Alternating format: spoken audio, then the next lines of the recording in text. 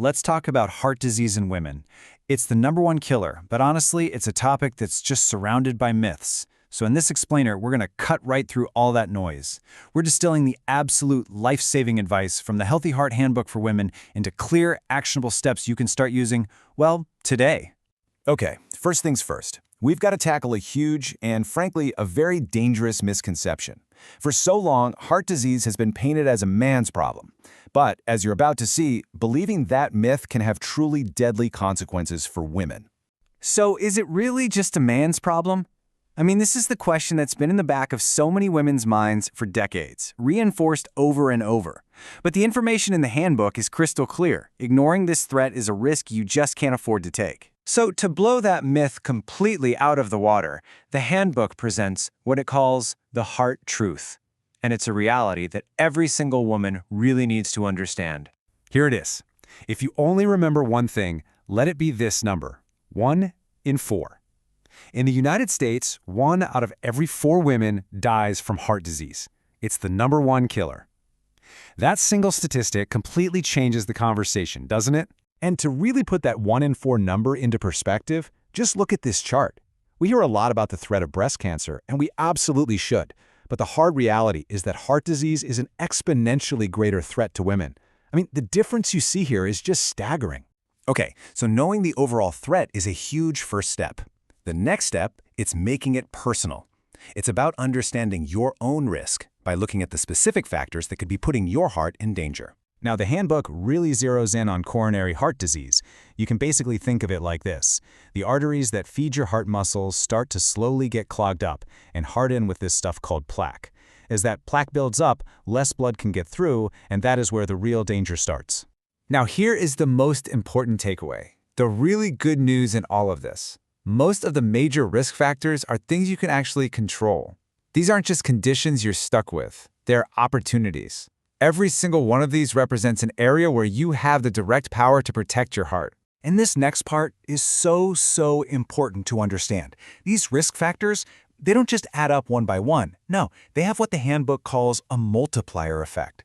That means they actually work together, making each other far more dangerous. And this is why it's so urgent. Look at how the danger just explodes. If you have just one risk factor, your chance of heart disease pretty much doubles. If you have 2, it's a 4-fold increase.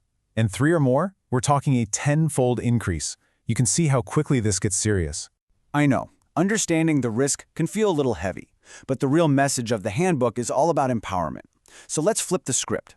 Let's shift from the problem to the solution, because the power to protect your heart is truly and literally in your hands. This quote, I think, is the beating heart of the entire handbook. It says, "You have tremendous power to prevent heart disease, and you can start today." It completely reframes the whole thing from fear to action. It's not about being a victim. It's about the incredible power you have to take control starting this very moment. But where do you even start? It can feel overwhelming for sure. So the handbook simplifies it all down to a powerful framework it calls the Big Four. These are the absolute cornerstones of a heart-healthy life. Here they are, the 4 pillars. And they aren't separate things. They're all connected. When you improve your diet, it helps with your weight. And when you're at a healthier weight, physical activity gets easier. Each step you take supports the next, and it creates this amazing positive cycle for your health. Of course, knowing the plan and actually doing it are 2 different things. So let's break it down even more. The whole key here is to make change feel manageable, not like some monumental task.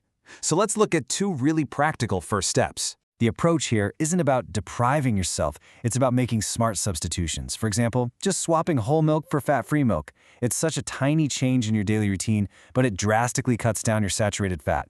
It's these small, consistent swaps that build a real foundation of health over time. And it's the exact same principle with exercise. You don't need to become a marathon runner overnight. The key is just gradual progression. Start with 5 minutes of brisk walking. That feels doable, right? Then, as you build momentum over the weeks, that 5 minutes becomes 30.